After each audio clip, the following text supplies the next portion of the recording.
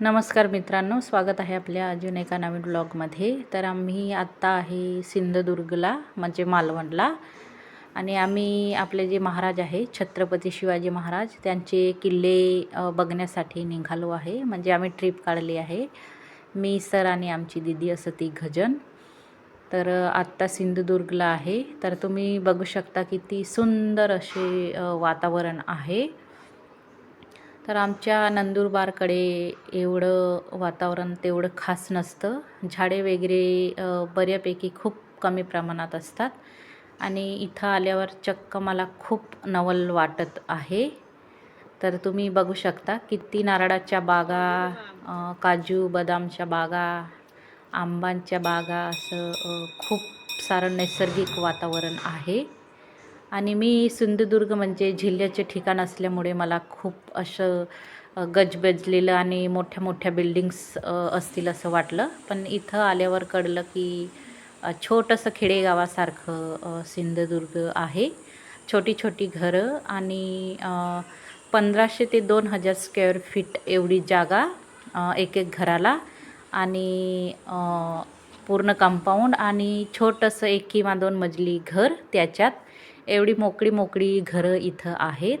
तर मला खूप आनंद होत आहे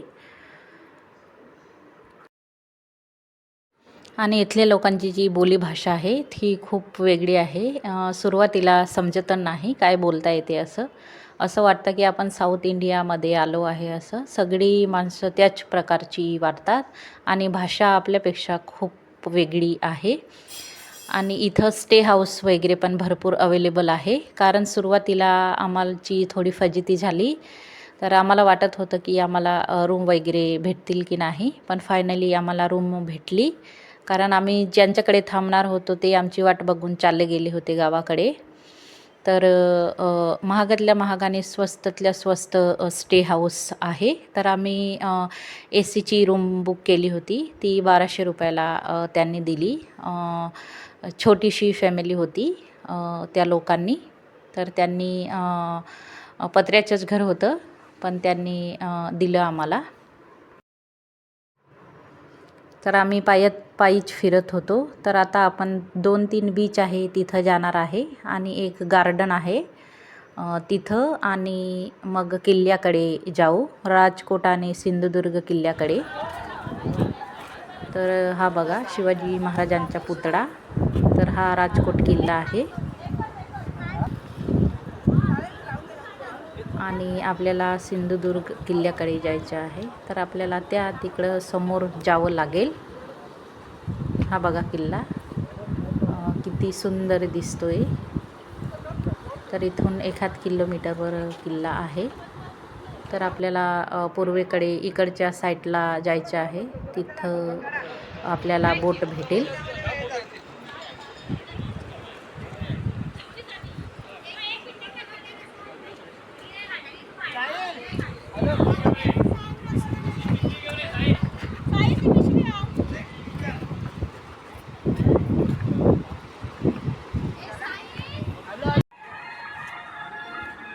तर हे बघा मित्रांनो, किती सारे मावळ्यांच्या मूर्त्या छान छान अशा बनवलेल्या आहे आणि इथून आपल्याला तिकीट भेटेल।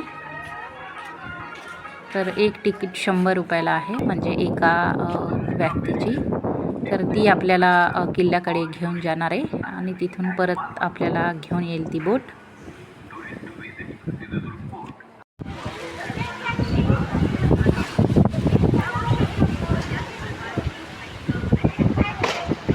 तर इथं आम्ही थांबलो आहे, आपली बोट इथं येणार आहे। मग इथं आपण थोडी वाट बघू। तर बरीच माणसं आहे, ही बघा, ही सगळी आपल्या बोटमध्ये येतील आणि ती बघा तिकडून एक बोट येते, ती किल्ल्यावरूनच येते। तिथून फिरून आणलं त्या माणसांना।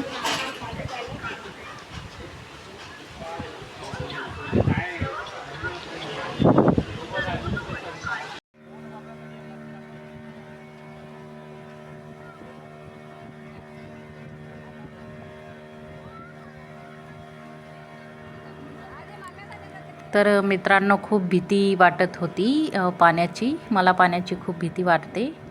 तर किल्ल्याकडे जायचं नाही असं ठरवलं. म्हणजे खूप भीती वाटत होती. पण एका माणसाने सांगितलं की इथं आले आणि परत जर तुम्ही चालले जाणार तर मनात राहून जाईल तुमचं, किल्ल्याकडे जायचं राहून गेलं असं. तर त्याच्यापेक्षा तुम्ही जाऊन या असं. मग थोडी हिंमत आली आणि आम्ही आता निघालो आहे बोटमध्ये. तर बघू शकता कसा समुद्र आहे, अरबी समुद्र. तर अशा लाटा यायच्या तर खूप भीती वाटायची.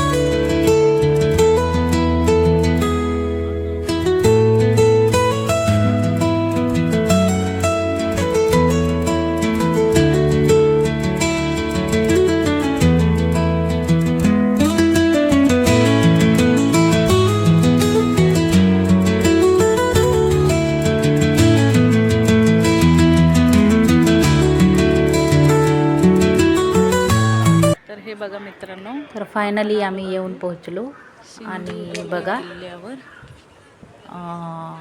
किती आनंद होतोय की आपल्या महाराजांनी कसा किल्ला बांधला असेल आणि किल्ल्याचे किती मोठे मोठे दगड आहे ते बाहेरून आणले होते म्हणे.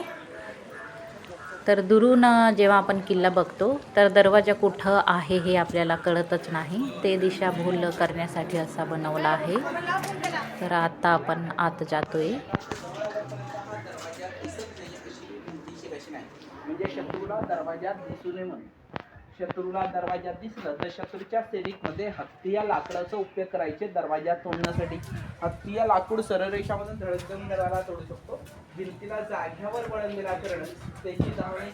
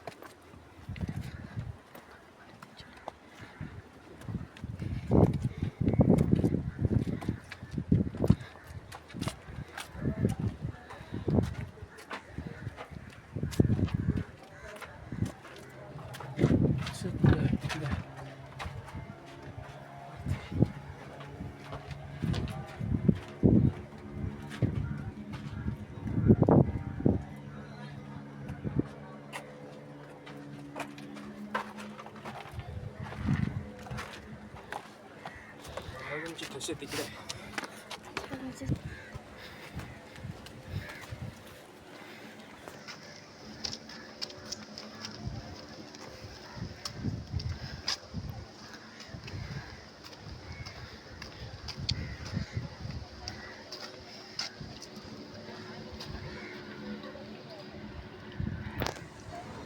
तर किल्ल्यावरून खूप छान असं दृश्य दिसतं आणि चोहूबाजूंनी समुद्राने वेढलेला किल्ला खूप सुंदर असा दिसतो. तुम्ही बघू शकता. आणि इथून आपण पुढे जाणार आहे. तिथं महाराजांचे पायाचे ठसे आणि एक हाताचा ठसा पण पडलेला आहे. जेव्हा किल्ला बांधत होते तेव्हा महाराज स्वतः बघायला आले म्हणे आणि ओल्या चुनखडीवर पाय ठेवला तर तो ठसा तसाच पडलेला आहे आणि हाताचा पंजा पण आहे. मग जे कारागीर होते त्यांनी छान असं जपून ठेवलं आहे. ते मी तुम्हाला दाखवते. आधी आपण वरती चढू आणि खाली येऊ. तर ते कारागीर होते त्यांनी छान असं सांभाळून ठेवलं आहे. तर हा बघा इथं महाराजांच्या पायाचा ठसा आहे. तर तो तुम्हाला नीट दिसत नसेल. थोडं चांगलं बघितलं की दिसेल तुम्हाला.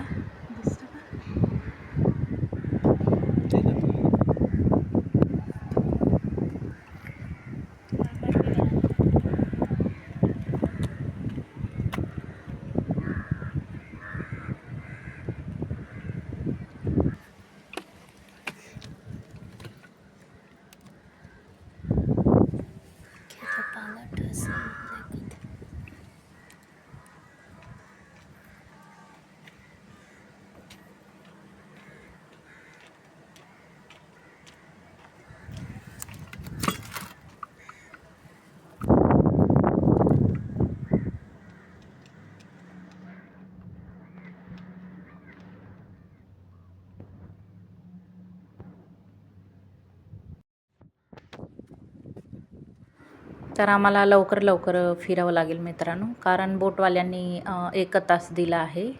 तर आम्ही 5 वाजता आलो आहे आणि त्यांनी 6 वाजेला बोटकडे येऊन जायचं सांगत होते. जर आपण पूर्ण किल्ला बघायचं ठरवलं तर आपल्याला 2 किंवा 3 तास तरी द्यावे लागतील. तर त्याच्यासाठी स्पेशली पैसे द्यावे लागत असतील. तेवढं आम्हाला माहिती नव्हतं. मग आम्ही खूप घाईघाईत बघत निघालो आहे आणि 1 तासात किल्ला बघितला जाऊ शकत नाही, कारण तो खूप मोठा बांधलेला आहे. मग आम्ही जेवढं बघितलं जाईल तेवढं बघायचं ठरवलं.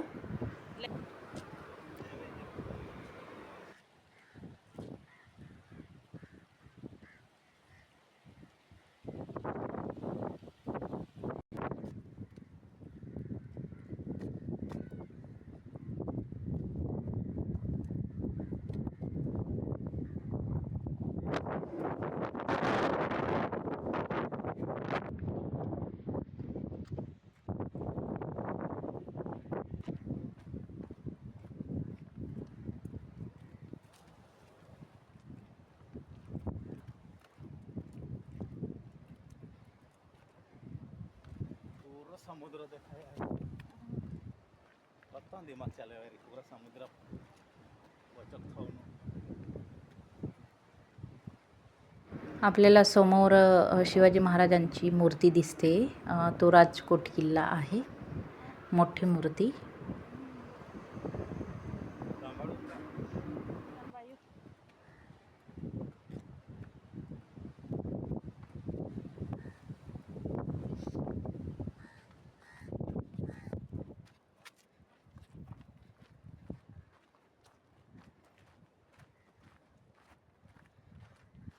तर इथं गोड पाण्याच्या विहिरी पण आहे म्हणे.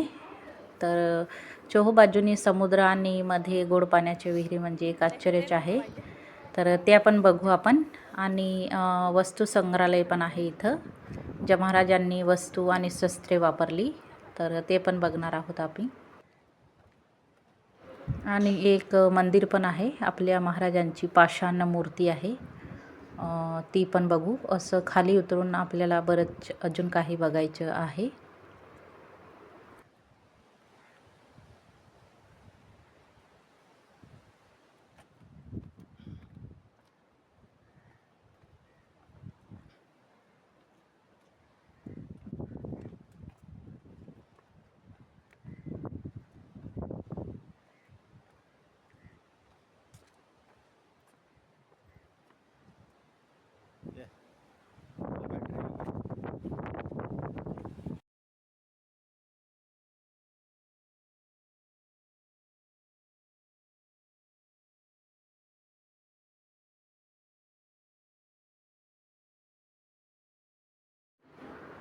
तर आपल्या महाराजांनी किती हुशारीने किल्ला बांधला आहे, तुम्ही बघू शकता. किती हुशार असतील ते.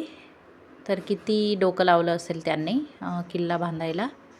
आणि मध्ये जो वरून पाऊस पडतो ते साठवण्यासाठी पण त्यांनी तलावसारखे बांधलेले आहे इकडं, आणि पायऱ्या बनवल्या आहे खाली उतरायला.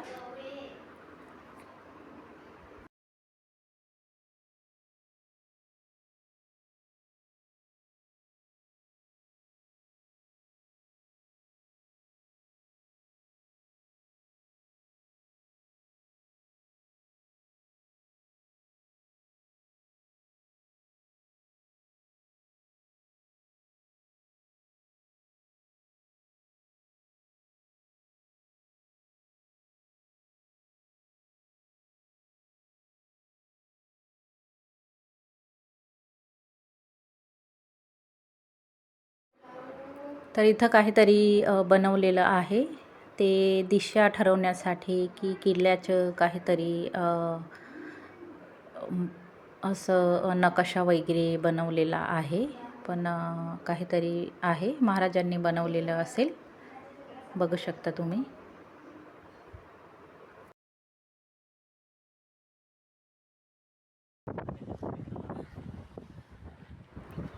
तर आता माझं मोबाईल स्विच ऑफ होणार होतं, तर जे दुसरे व्हिडिओ काढले आहे मी, जे शस्त्रे आणि महाराजांचं मंदिर वगैरे आहे, ते व्हिडिओ मी टाकले आहे माझ्या यूट्यूब चॅनलवर, शॉर्ट व्हिडिओ. तर ते तुम्ही नक्की जाऊन बघा आणि कमेंट करायला विसरू नका. आणि व्हिडिओ आवडला तर लाईक आणि कमेंट नक्की करा मित्रांनो. धन्यवाद.